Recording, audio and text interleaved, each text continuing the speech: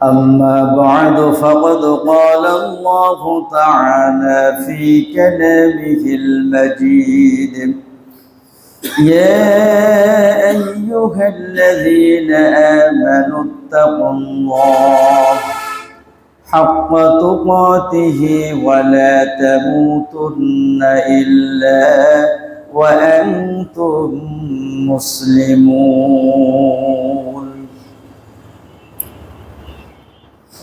সমস্ত প্রশংসা আল্লাহর জন্য,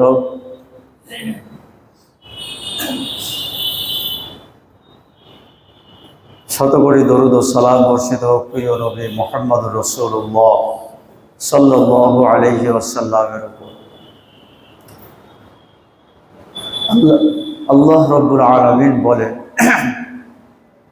ইয়া আইয়ুহাল্লাযীনা আমানুত্তাকুল্লাহ হাক্কা তুকাতিহি ওয়া লা তামুতুন্না ইল্লা ওয়া আনতুম মুসলিমুন। হে বিশ্বাসীগণ, তোমরা আল্লাহকে ভয় করো, সত্যিকারের ভয়। ওয়া লা তামুতুন্না ইল্লা ওয়া আনতুম মুসলিমুন, এবং মৃত্যুবরণ করো না যতক্ষণ না তোমরা মুসলিম হও।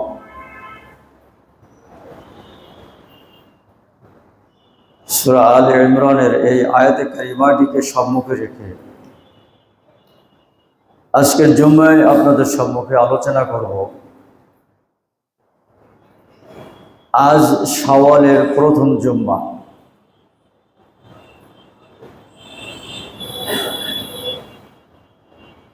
এক মাস আমরা যে সিয়াম পালন করেছি রমজান মাসে, এই সিয়ামের লক্ষ্য এবং উদ্দেশ্য ছিল একটাই, সেটা হচ্ছে তাকওয়া বা আল্লাহ ভীরুতা অর্জন করা।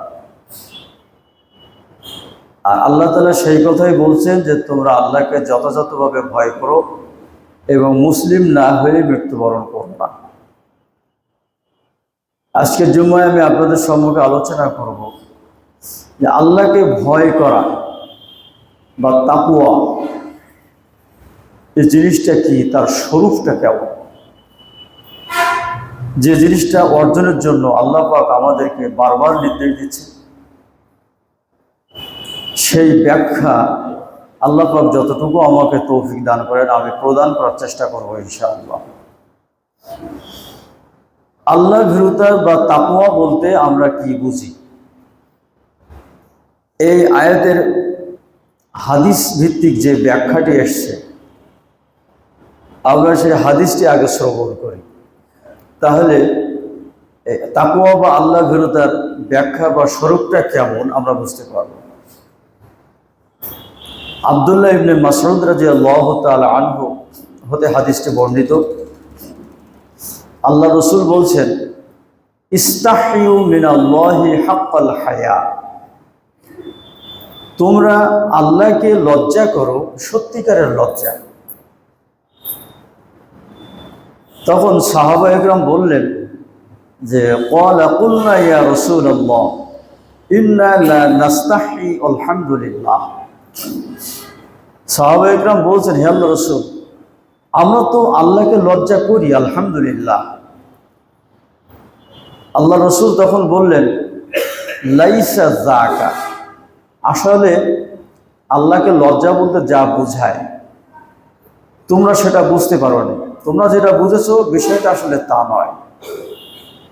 ওয়ালাকিন্নাল ইস্তিহয়াউ মিনাল্লাহি হাক্কাল হায়া, আল্লাহকে যথাযথভাবে বা সত্যিকারের লজ্জা করার অর্থ হলো এই, আন তাহফাজার রাসু ওয়া মা ওয়াইয়া, তোমার মাথা এবং সে যেগুলিকে জমা করে তুমি সেইগুলিকে হেফাজত করো। এক। দুই হলো ওয়াতাহফাজাল বাতনু ওয়া মা হাওয়া, তুমি তোমার পেট এবং তোমার পেট যেগুলিকে জমা করে সেগুলির হেফাজত করো। তিন। ওয়াতাযাক্কারাল মাউতা ওয়াল বিলা, তোমার বারবার স্মরণ করা উচিত মৃত্যুকে এবং মৃত্যুর পরে পচে গলে যাওয়াকে। ওমান আরাদাল আখিরাতা তারাকা জিনাতাদ দুনিয়া, যে ব্যক্তি আখিরাত কামনা করে সে যেন দুনিয়াবি বিলাসিতা পরিহার করে।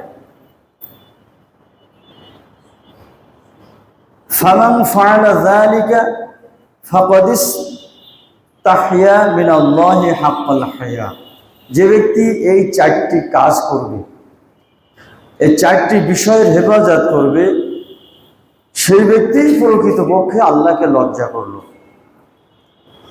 এই হাদিসটা মুসনাদে আহমদের ভিতরে, আবু দাউদের ভিতরে হাসান সনদে এই হাদিসটি বর্ণিত হয়েছে। আল্লাহ বিরুদ্ধার ব্যাখ্যা কিন্তু এই হাদিসের ভিতরে দেওয়া রয়েছে। তাই আমি এই হাদিসটির ব্যাখ্যা আপনাদের সামনে করব, যাতে আমরা আল্লাহ বিরুদ্ধার স্বরূপটাকে বুঝতে পারি।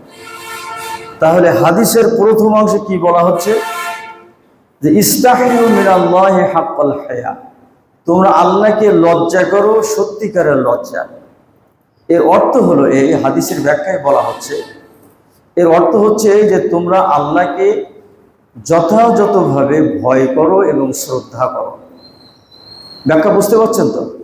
আল্লাহকে লজ্জা করো অর্থ তোমরা আল্লাহকে যথাযথভাবে ভয় করো এবং তাকে শ্রদ্ধা করো। তার শাস্তির ভয়ে নয়, কিংবা তার কাছ থেকে কোনো পুরস্কার লাভের আশায় নয়, বরং তার বরত্ব এবং সর্বোচ্চ মর্যাদাকে তোমরা সম্মান করো। তিনি তোমার সব কথা শুনছেন এবং তোমার সব কর্ম তিনি দেখছেন। রাতের আধারে, দিনের আলোতে, ঘরের দরজা দিয়ে, ঘরের বাহিরে, নির্জনে, প্রকাশ্যে, তুমি যে কথা, যে কাজই করো না কেন সেটা তিনি দেখছেন এবং তোমার কথা তিনি শুনছেন। সুতরাং তোমার উচিত এমন কথা না বলা, এমন কাজ না করা যে কথা এবং কাজের কারণে, তিনি দুঃখিত হন এবং অসম্মানিত বোধ করেন।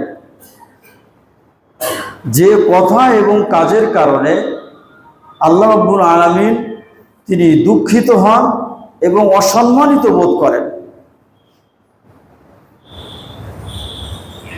তুমি তোমার গুরুজনের সামনে অনেক কথা বলতে লজ্জা পাও, মানুষে শুনে ফেলবে এই ভয়ে তুমি অনেক কথা চেপে যাও।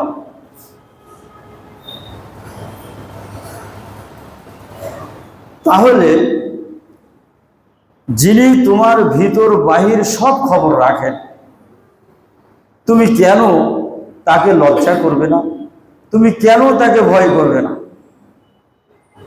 এই হাদিসের প্রথম অংশের ব্যাখ্যা মূলত এইটা, যে আল্লাহকে লজ্জা করো অর্থাৎ আল্লাহকে যথাযথভাবে ভয় করো।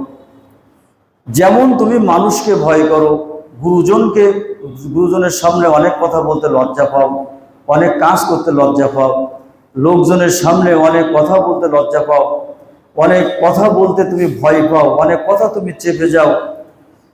তাহলে যিনি তোমাকে সৃষ্টি করেছেন, যিনি তোমার ভিতর বাহির সব খবর রাখেন, যার হাতে আছে সকল ক্ষমতা, তুমি সেই আল্লাহর দৃষ্টিকে কেন লজ্জা করবে না? সেই আল্লাহকে কেন ভয় করবে না?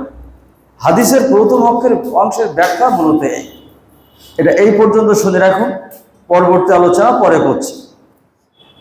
এবার আমরা একটু আলোচনা করি হাদিসে যে লজ্জা করার কথা বলা হচ্ছে।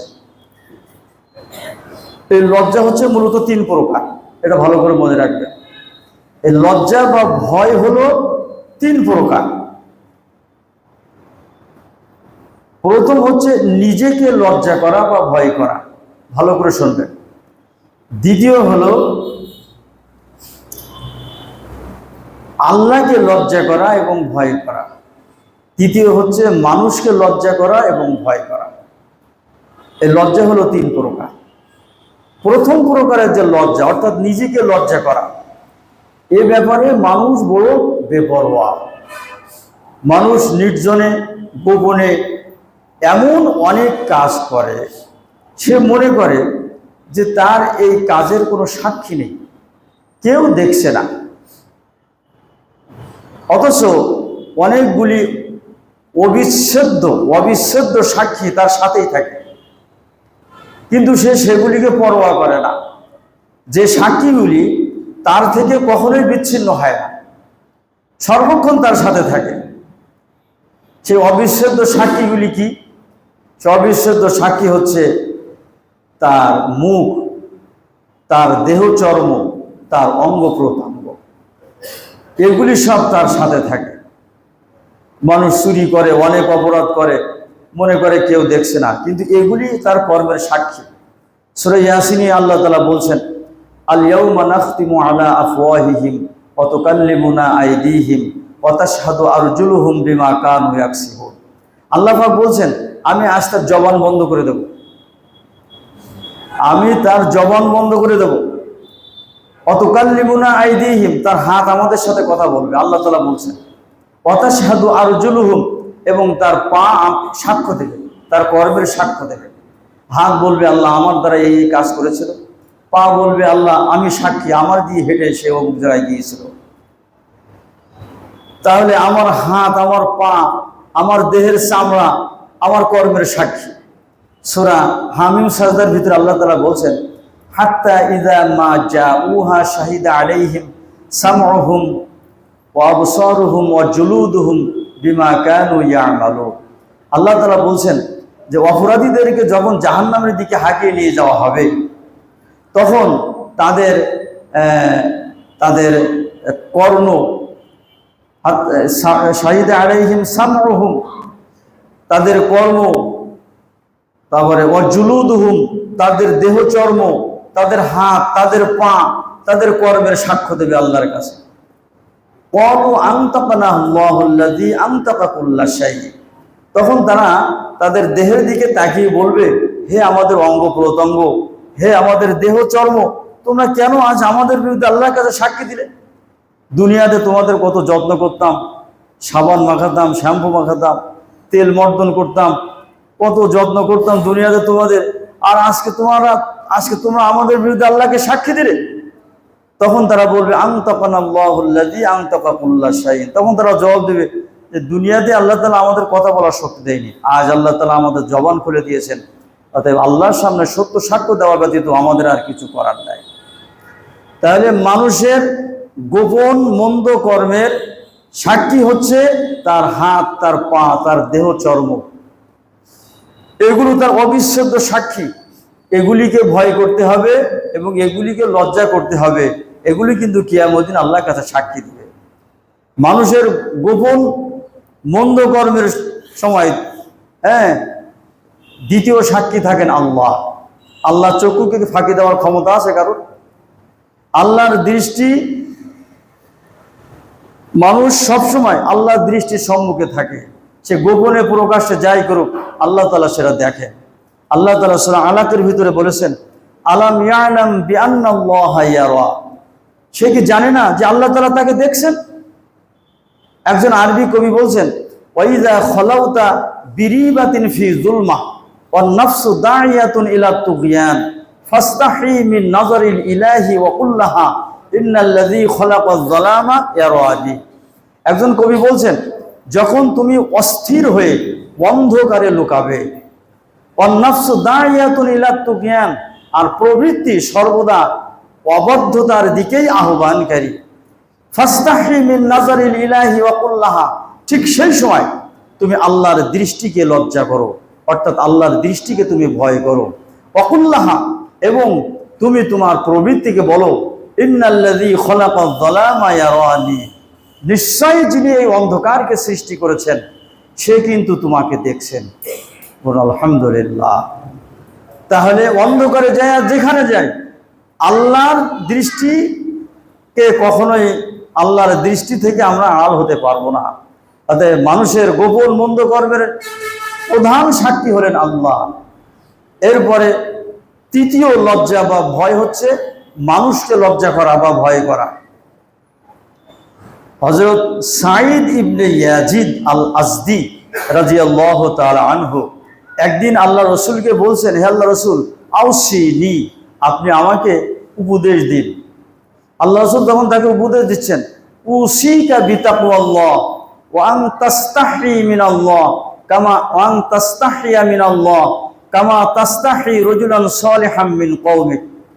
আল্লাহ রসুল বলেন, উসিকা বিতাকওয়াল্লাহ, আমি তোমাকে নসিহত করছি এই মর্মে যে তুমি আল্লাহ ভীরুতা অবলম্বন করবে, তাকওয়া অবলম্বন করবে। ওয়া আন তাস্তাহিয়া মিনাল্লাহ, এবং আল্লাহকে লজ্জা করবে। কামা তাস্তাহি রাজুলান সালিহাম মিন কওলিক, যেমন তুমি লজ্জা করে থাকো তোমার কওমের রাজুলান সালিহাম, নেককার ব্যক্তিকে যেমন তুমি লজ্জা করে থাকো, নেককার ব্যক্তিকে যেমন তুমি ভয় করে থাকো, ঠিক তেমনি আল্লাহর দৃষ্টিকে লজ্জা করবে, আল্লাহকে ভয় করবে। আল্লাহ রাসূল তাকে উপদেশ দিলেন।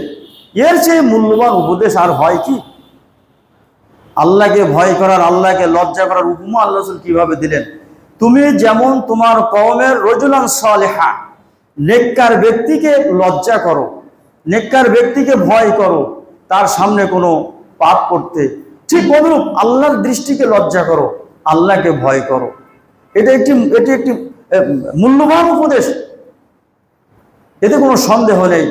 কেননা একজন দুষ্টু লোক, সে সৎকর্মশীল, পুণ্যবান, নেককার এবং জ্ঞানী গুণী লোকদের সামনে,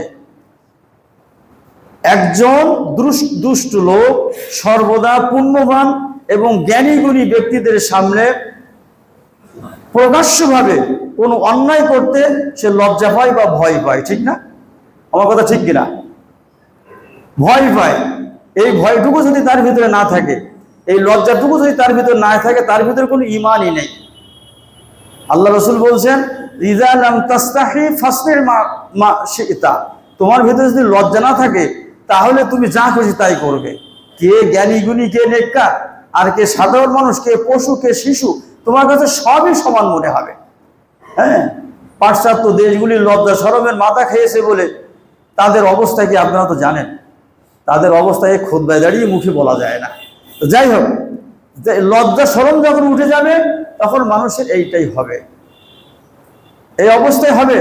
তাই বলা হচ্ছে যে একজন দুষ্ট লোক সর্বদা যেমন পুণ্যবান জ্ঞানীদের সামনে প্রকাশ্যভাবে কোনো মন্দ কর্ম করতে লজ্জা পায়, ঠিক তেমনি যে আল্লাহ তার ভিতর বাহির সব খবর রাখেন, যে আল্লাহর সম্মুখে, যে আল্লাহর দৃষ্টির সম্মুখে মানুষ অবস্থান করছে, মানুষ কেন তাকে লজ্জা করবে না? মানুষ কেন তাকে ভয় করবে না? আর এইটাই স্বাভাবিক যে মানুষের যত নিকটে থাকে মানুষ তাকে তত বেশি লজ্জা করে, ঠিক না? মানুষের যত নিকটে থাকে মানুষ তাকে তত বেশি লজ্জা করে। আচ্ছা, আল্লাহর সে নিকটবর্তী কি আর কেউ আছে বলুন আপনারা? আল্লাহর সে নিকটবর্তী আর কেউ নাই। আল্লাহ তাআলা কোরআন মাজিদে সূরা কফের সম্ভবত 16 নম্বর আয়াতে আল্লাহ তাআলা বলছেন, ওয়ালাকাদ খালাকনাল ইনসানা ওয়া না'লামু মা তুওয়াসবিসু বিহি নাফসু ওয়া নাহনু আকরাবু ইলাইহি মিন হাবলিল ওয়ারিদ। আল্লাহ তাআলা বলছেন, আমি মানুষ সৃষ্টি করেছি, তার অন্তরে যে কুচিন্তা আসে আমি সেটা জানি, আর তার ঘাড়ের মূল যে শিরা, আল্লাহ পাক বলছেন আমি তার ওই শিরার চাইতেও নিকটবর্তী। বোন আলহামদুলিল্লাহ, যে শিরায় রক্ত চলাচল বিঘ্ন ঘটলে মানুষ মৃত্যুমুখী পতিত হয়, মূল শিরা, আল্লাহ তাআলা বলছেন আমি তার ওই মূল শিরার চাইতেও নিকটবর্তী। আল্লাহর দৃষ্টি, আল্লাহর ইলম ওই মূল শিরার চাইতে বেশি নিকটবর্তী। তাহলে আল্লাহর চাইতে নিকটবর্তী আর কেউ আছে? তাহলে ভয় করতে হবে, লজ্জা করতে হবে বেশি কাকে বলুন? আল্লাহকে। এই তাকওয়া বা আল্লাহ ভীরুতার ব্যাখ্যা আপনারা বুঝতে পারছেন তো? আমি কিন্তু পিছন দিকে ওই যেতে যাচ্ছি না, আপনারা জ্ঞানী গুণীজন আমার কথাই বুঝে নেবেন।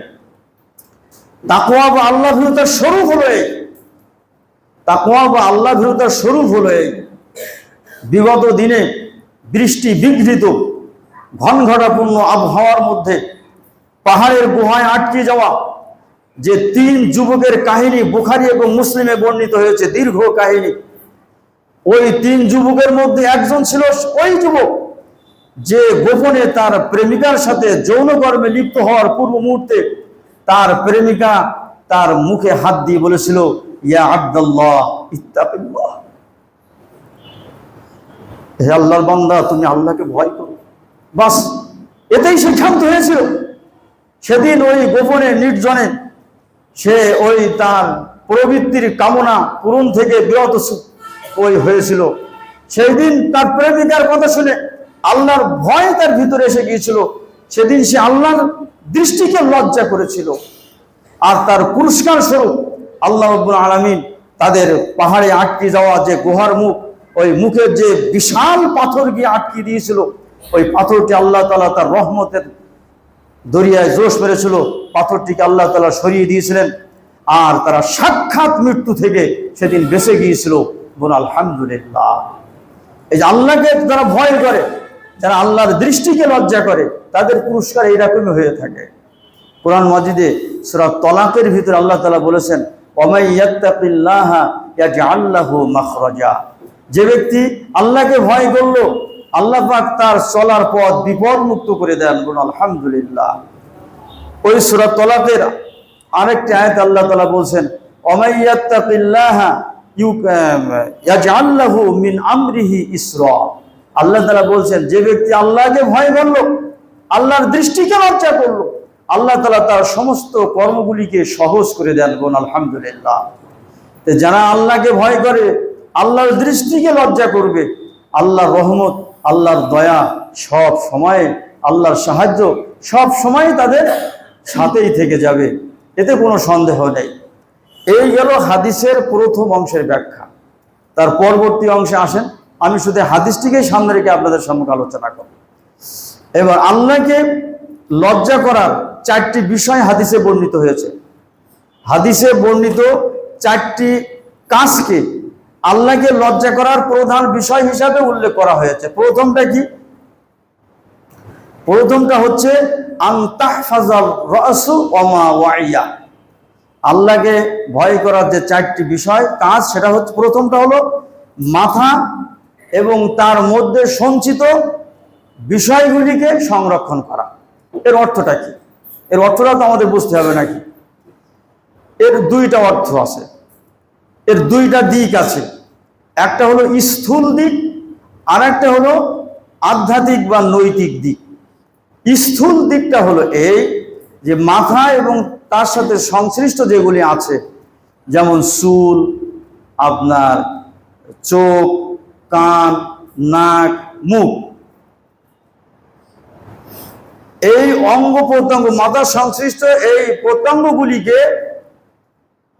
পরিষ্কার পরিচ্ছন্ন রাখা এবং সেগুলিকে এই সংরক্ষণ এবং যত্ন করার মাধ্যমে হেফাজত করা, এটা হচ্ছে আপনার জন্য কর্তব্য। এটা হলো আপনার স্থূল দিক। আর আধ্যাত্মিক বা নৈতিক দিকটা দেখেন, তাহলে নৈতিক দিকটা হলো এই মাথা আল্লাহ ব্যতীত অন্যের সামনে নত না করা। আমাদের মধ্যে আসে না যারা কবরের কাছে গিয়ে সেজদা দেয়, হ্যাঁ, খাম্বার কাছে গিয়ে সেজদা দেয়, মৃত্যুর সম্মানে দাঁড়িয়ে নিরাপত্তা পালন করে, শ্রদ্ধার্ঘ্য নিবেদন করে, এ সবই হলো শিরক।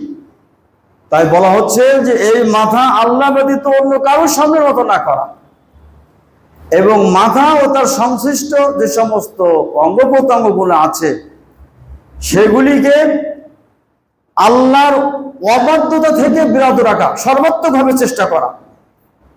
এবং মাথার ভিতরে যে সমস্ত জিনিসগুলো খারাপগুলি জন্ম নেয়, খারাপগুলি উকি দেয়, সেটা হচ্ছে রিয়া বা প্রদর্শনী, হিংসা, বিদ্বেষ, আক্রোশ, এইগুলি মাথার, এই সমস্ত মন্দ জিনিসগুলি মাথার ভিতরে ঘুরবেশ খায়। এই খারাপ জিনিসগুলি মাথা থেকে বের করে দিয়ে মাথাকে পবিত্র করা। আর আল্লাহ তাআলা যে কাজে সন্তুষ্ট হন, যে কাজে বান্দাকে ভালোবাসেন, মাথা এবং তার সকল প্রত্যঙ্গাদি এবং চিন্তা শক্তিকে সেই কাজে ব্যয় করা, এইটা হচ্ছে মাথা এবং তার মধ্যকার যে জিনিসগুলি আছে সেইগুলি সংরক্ষণ করা। বুঝতে পারলেন তো? প্রথম কথা হচ্ছে এই যে মাথার সাথে যে অঙ্গ প্রত্যঙ্গগুলো আছে এগুলিকে পরিষ্কার পরিচ্ছন্ন রাখা এবং যত্ন করার মাধ্যমে হেফাজত করা। আর নৈতিক দিক হচ্ছে মাথা আল্লাহ ব্যতীত অন্য কারো কাছে নত না করা। এরপরে মাথার ভিতরে খারাপ জিনিস যা আছে সব বের করে দেওয়া, রিয়া, হিংসা, বিদ্বেষ, অহংকার, এগুলি মাথার ভিতর থেকে বের করে মাথাকে পবিত্র করা।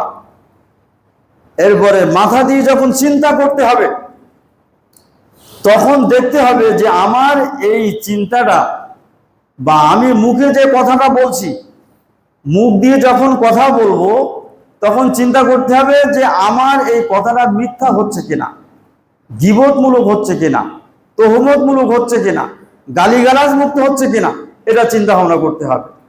চোখ দিয়ে যখন কোনো জিনিস দেখতে হবে তখন চিন্তা করতে হবে এই দেখার মধ্যে তার জন্য আখিরাতের কোনো কল্যাণ আছে কিনা। হাত দিয়ে যখন কোনো কাজ করতে হবে তখন চিন্তা করতে হবে যে আমার এই কাজের দ্বারা আখিরাতের কোনো পাথেয় সঞ্চয় হচ্ছে কিনা। মাথা দিয়ে যখন চিন্তা করতে হবে তখন ভেবে দেখতে হবে এই চিন্তাটা কুচিন্তা হচ্ছে কিনা, যদি হয় তাহলে সেটা থেকে বিরত থাকতে হবে।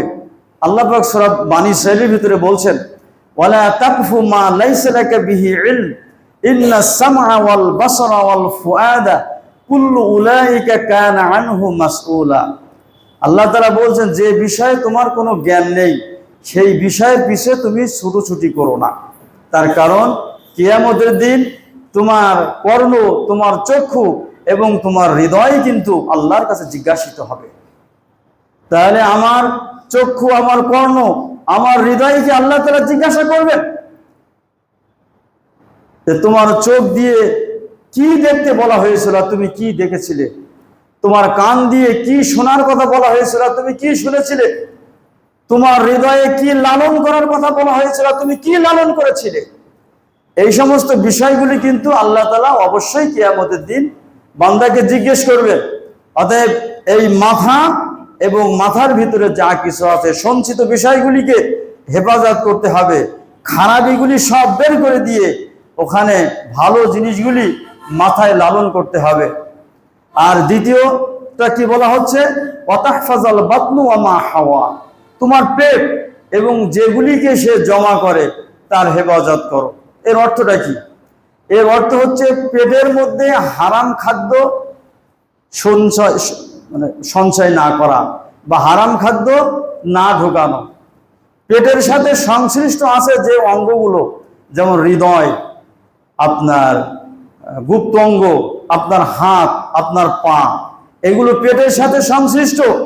এই অঙ্গ প্রত্যঙ্গগুলিকে আল্লাহর নাফরমানি থেকে, আল্লাহর অবাধ্যতা থেকে বিরত রাখা এবং আল্লাহর আনুগত্যের পথে তাদেরকে পরিচালিত করা। আল্লাহ রাসূল বলেছেন, বুখারী মুসলিমের হাদিস, মাইয়াজমান লি মা বাইনা লাহিয়াইহি ওয়া মা বাইনা রিজলাইহি আযমান লাহুল জান্নাহ। আল্লাহ রাসূল বলছেন, যে ব্যক্তি তার দুই চোয়ালের মধ্যবর্তী জিহ্বা এবং দুই রানের মধ্যবর্তী তার লজ্জাস্থান, এই দুইটি অঙ্গকে হেফাজত করবে, আমি তার জান্নাতের জামিন হয়ে যাব, আমি তার জান্নাতের জামিন হয়ে যাব। অতএব এইগুলিকে হেফাজত করতে হবে, এইগুলিকে হেফাজত করার সর্বাত্মক চেষ্টা করতে হবে। তিন, আল্লাহ রাসূল বলছেন যে ওয়াতাযাক্কারাল মাউতা ওয়াল বিলা, তোমার বারবার স্মরণ করা উচিত মৃত্যু এবং মৃত্যুর পরবর্তী জীবন, মৃত্যু পরবর্তী পচে গলে যাওয়াকে। তাহলে মৃত্যু আমাদের আসবেই এবং মৃত্যুর পরে আমাদের দেহ এই মাটিতে খাবে, পচে গলে যাবে, পোকাই খাবে, আমাদের অস্তিত্ব বিলীন হয়ে যাবে। কিন্তু একদিন আল্লাহ তাআলা আমাদের কাছে হিসাব নেওয়ার জন্য আবার আমাদেরকে অস্তিত্ব দান করবেন। সেই দিন হাসরবাসীদের সম্মুখে আল্লাহ তাআলা আপনাকে আমাকে উপস্থাপন করবেন এবং আমাদের হিসাব গ্রহণ করবেন। আল্লাহ রাসূল তাই বলছেন যে আকসিরু যিকরা হাজিমিল লাজ্জাত।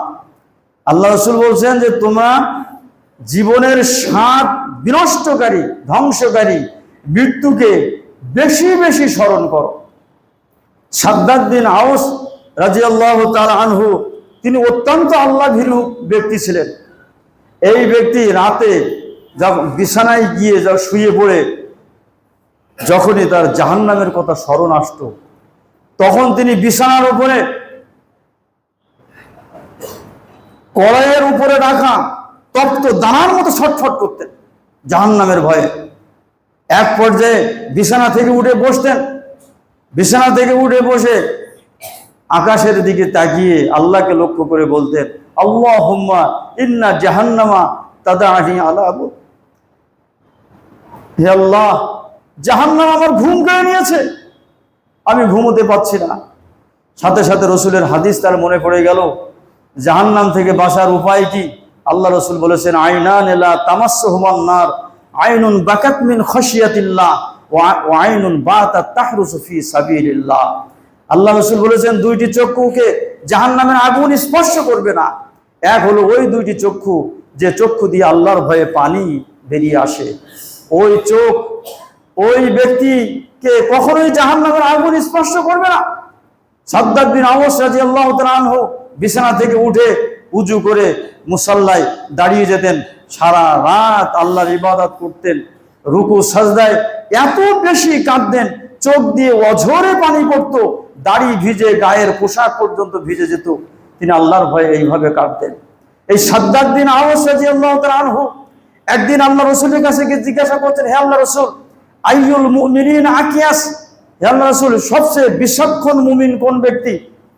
জবাবে আল্লাহ রসুল বললেন, আকসারুহুম লিল মাউতি যিকরান ওয়া আহসানুহুম লিমা বা'দাহু ইস্তি'দাদান উলাইকাল আকিয়াস।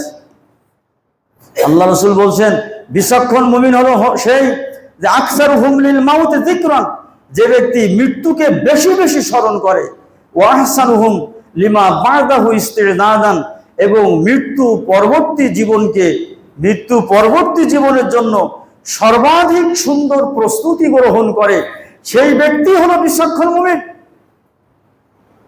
সেই ব্যক্তি হলো বিচক্ষণ মুমিন। তাই আল্লাহ রসুল বলছেন, তোমার বারবার স্মরণ করা উচিত মৃত্যুকে এবং মৃত্যুর পরে পচিগলে যাওয়াকে, অর্থাৎ হাসরের ময়দানে জবাবদিহিতাকে তোমার বারবার স্মরণ করা উচিত। এই গেল তিনটি। 4 নম্বর বিষয় হচ্ছে যে অমান আওয়াদাল আখিরাতা তারাকা জিনাতাদ দুনিয়া, যে ব্যক্তি আখিরাত কামনা করে সে যেন দুনিয়াবি বিলাসিতা পরিহার করে। আমাদেরকে সিদ্ধান্ত নিতে হবে যে আমরা আখিরাত চাই না দুনিয়া চাই। যদি আমরা আখিরাত চাই তাহলে দুনিয়াবি ভোগ বিলাসিতা অবশ্যই পরিহার করতে হবে। দুনিয়ার ভোগ বিলাসে মত্ত থাকবো, আবার আখিরাত কামনা করব, দুটো একসাথে হবে না। হযরত ওমর ফারুক রাদিয়াল্লাহু তাআলা আনহু একদিন আল্লাহ রসুলের গৃহে এসে দেখলেন, আল্লাহ রসুল ওই যে খেজুরের চাটাই আছে না, খেজুরের চাটাই না, ওই যে দড়ি দিয়ে তৈরি ওই যে খাটিয়া, ওই খাটিয়ার উপরে কোনো বিছানা ছাড়াই মাথার উপরে খেজুরের চাটাই দিয়ে তৈরি একটা শক্ত বালিশ দিয়ে আল্লাহ রসুল শুয়ে আসেন। আল্লাহ রসুলের সাথে যখন ওমর রাদিয়াল্লাহু তাআলা সাক্ষাৎ করলেন, আল্লাহ রসুল খাটিয়ার উপর থেকে উঠে বসলেন। দেখা গেল আল্লাহ রসুলের পিঠে ওই যে দড়ির দাগগুলো স্পষ্ট দেখা যাচ্ছে। যে দড়ির উপর শুয়েছিলেন, ওই দড়ির দাগগুলো, রশির দাগগুলো স্পষ্ট ফুটে উঠেছে। ওমর রাদিয়াল্লাহু তাআলা আনহু এটা দেখে কেঁদে ফেললেন। বলছেন, হে আল্লাহ রসুল, পারস্য সম্রাট কেসরা, রোম সম্রাট কাইসার, এরা বড় বড় সম্রাট, প্রাসাদের ভিতরে কত বিলাস ব্যসনে তাদের দিন অতিবাহিত হচ্ছে, তাদের বিলাসিতার কোনো অভাব নেই, তাদের সুখ শান্তির কোনো অভাব নেই। আর আপনি আল্লাহর রাসূল, আপনি এইভাবে আপনার জীবন কাটছে, এটা দেখে আমি সহ্য করতে পারছি না। আপনি আমাকে অনুমতি দিন, আমি আপনার জন্য একটা নরম তোষকের ব্যবস্থা করি, একটা ভালো খাটিয়ার ব্যবস্থা করি। আল্লাহ রাসূল তখন মিষ্টি হেসে ওমরকে বললেন যে, ওমর, বিষয়টা কি এমন নয় যে তাদের জন্য দুনিয়া আর আমার জন্য আখিরাত? তার দুনিয়াতে সবকিছু পাওয়ার আকাঙ্ক্ষা করেছে, আল্লাহ দুনিয়াতে তাদের দিয়েছেন, ওদের আখিরাতে কোনো অংশ নাই। আর আমি তো দুনিয়াতে, আমার কাছে দুনিয়ার সমস্ত খাজানার চাবির তোয়া আমার কাছে দেওয়া হচ্ছিল। আমাকে গ্রহণ করার জন্য বলা হলো বারবার। আল্লাহ রাসূল বলছেন যে আমি সেটা গ্রহণ করলাম না, আমি এর বিনিময়ে আখিরাত কামনা করলাম। অতএব দুনিয়াতে আমার এই কষ্ট, এই সাধারণ জীবন যাপন, এটা আখিরাতের জন্য পাথেয় হোক, আমার ওই বিলাস ব্যসনের কোনো দরকার নাই। তবে হ্যাঁ, আল্লাহ তাআলা বলছেন ওয়ালা তানসা নাসিবাকা মিনাদ দুনিয়া, দুনিয়াতে তোমার প্রাপ্য অংশ তুমি ভোগ করতে ভুলো না। আল্লাহ আপনাকে মাল দিয়েছেন, আলহামদুলিল্লাহ, আপনি মাল ভোগ করুন। আপনার টাকা পয়সা দিয়েছে, ভালো খান, ভালো পড়ুন, ভালো বাড়ি ঘর তৈরি করুন, এ ইসলাম নিষেধ করেনি। সাথে সাথে আপনার মালে যে আল্লাহর হকটা আছে, গরিবের হকটা আছে, সেটা আদায় করুন, দান সাদকা করুন। জাহান্নামের আগুন নির্বাপিত করার জন্য অতিরিক্ত দান সাদকা করুন। আল্লাহ রাসূল বলেছেন ইন্না সাদাকাতা তুতফিউন নার, সাদাকা জাহান্নামের আগুন নিভিয়ে দেয়, যেমন পানি আগুনকে নিভিয়ে দেয়। আল্লাহ আপনার মাল দিয়েছে, ওটা আখিরাতের পাথেয় হিসাবে আপনি গ্রহণ করুন। যেমন সাহাবা আবু বকর রাদিয়াল্লাহু তাআলা করেছিলেন, ওসমান, ওমর রাদিয়াল্লাহু তাআলা, এই সমস্ত ধনাঢ্য সাহাবীরা ছিলেন না? হযরত আবু বকর রাদিয়াল্লাহু তাআলা ইসলাম গ্রহণের পূর্বে সেই যুগে 40,000 স্বর্ণ মুদ্রার মূলধনের মালিক ছিলেন তিনি।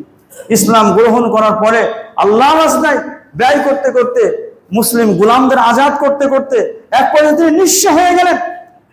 জিবরিল আমিন একদিন এসে আল্লাহ রাসূলকে বলছেন, আপনার ওই সাথী যে আল্লাহ রাস্তায় ব্যয় করতে করতে নিঃস্ব হয়ে গেছে, তার মানসিক অবস্থা কি একটু জিজ্ঞেস করেন তো। আল্লাহ রাসূল জিজ্ঞেস করলেন, আবু বকর বললেন, হে আল্লাহ রাসূল, এর বিনিময়ে যদি জান্নাতের একটা কোনায় আল্লাহ পাক আমাকে স্থান দেন, সেটাই আমার বড় পাওনা, ও সমস্ত দিক আমার মনের ভিতরে কোনো দুঃখ নেই। আল্লাহ রাসূল বলছেন যে দুনিয়াতে যদি কাউকে অন্তরঙ্গ বন্ধু হিসেবে গ্রহণ করা জায়েজ থাকতো, তাহলে দুনিয়াতে আমার অন্তরঙ্গ বন্ধু হতেন আবু বকর সিদ্দিক রাদিয়াল্লাহু তাআলা আনহু। কিন্তু না, তার কাছে সাথে আমার রয়েছে ইসলামী ভ্রাতৃত্ব। কিয়ামতের দিন আল্লাহ তাআলা তার সাথে আমাকে মিলিয়ে দিবেন, বলুন আলহামদুলিল্লাহ। তো কথা হলো এই যে আপনার সম্পদ দিয়েছেন আল্লাহ, টাকা পয়সা দিয়েছেন, এটা একটা পরীক্ষা। এটা দ্বারা আপনি জান্নাত সহজেই খরিদ করে নিতে পারেন আল্লাহ রাস্তায় খরচ করে। তাই আল্লাহ তাআলা বলছেন যে দুনিয়াতে তোমার প্রাপ্য অংশ তুমি ভোগ করো, তাতে কোনো অসুবিধা নাই, সাথে আল্লাহর অংশটা বের করে দাও, এবং ওই মাল দ্বারা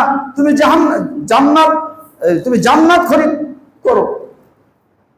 চারটি বিষয়, বেশি আলোচনা শেষ হয়ে আসছে। তাহলে আল্লাহকে লজ্জা করা, আল্লাহকে ভয় করার জন্য চারটি কাজকে আল্লাহ রাসূল নির্ধারণ করেছেন। প্রথমটা কি? মাথাটাকে পবিত্র রাখতে হবে, পেটটাকে পবিত্র রাখতে হবে, আখিরাতের চিন্তা ভিতরে থাকতে হবে, এবং বেঁচে আসি মৃত্যুকে বারবার স্মরণ করতে হবে। এইটা হলো মূলত আল্লাহ ভীরুতা। কথা বুঝতে পারলেন তো? এইটা হলো মূলত আল্লাহ ভীরুতা। আল্লাহ পাক এই আল্লাহ ভীরুতা অবলম্বন করার তৌফিক আমাদেরকে দান করুন। আল্লাহুম্মা আমিন। আকুলু কওলি হাযা ওয়াস্তাগফিরুল্লাহ লি ওয়া লাকুম ওয়া লিস-সাইরিল মুসলিমিন। বারাকাল্লাহু লানা ওয়া লাকুম ফিল কুরআনিল আযীম ওয়া নাফা'না ওয়া ইয়্যাকুম বিল আয়াতি ওয়াজ যিকরিল হাকীম। ইন্নাহু তাআলা জাওয়াদুন কারীমুন মালিকুন বারুর রাউফুর রাহিম।